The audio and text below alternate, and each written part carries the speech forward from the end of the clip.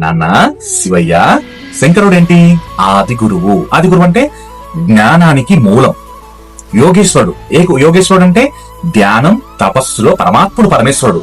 And ఇంకొకటి కరుణామయుడు. శంకరుడు కరుణామయుడు ఎందుకంటే భక్తులు ఎలాంటి కోరికలు కోరుకున్నా, వాళ్ళు ఎలాంటి కష్టాల్లో ఉన్నా కరుణించేవాడు పరమేశ్వరుడు. అందుకే కరుణామయుడా శంకరుడు.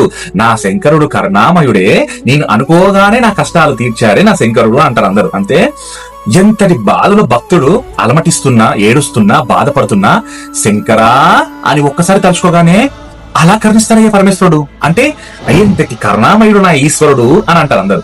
సో శంకరుడు ఆజ్ఞ లేని ఏది జరగదని మన అందరికీ తెలిసిన విషయమే. అందుకే శంకరుడు మీద ఉన్న భక్తి ఎలా స్థిరంగా ఉండాలి, ఎలా స్థిరంగా ఉంచుకోవాలంటే నిత్యం శివనామం జపిస్తూ ఉండాలి, నిత్యం శంకరుని తలుచుకుంటూ ఉండాలి.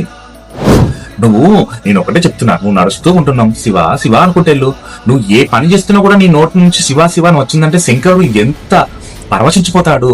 అరే నా భక్తుడు ఆ పనిలో ఉండుకుంటూ నన్ను తలుచుకుంటున్నాడు అంటే నా మీద ఎంత ఏకాగ్రత ఉంది అని శంకరుడు పులకరించిపోతాడు. సో శంకర నామము, శివనామము ఎక్కడ జపించినా శంకరుడి యొక్క ఆశీస్సులు వాళ్ళకి అంతే అద్భుతంగా ఉంటాయి. హర మహాదేవ శంభో శంకర.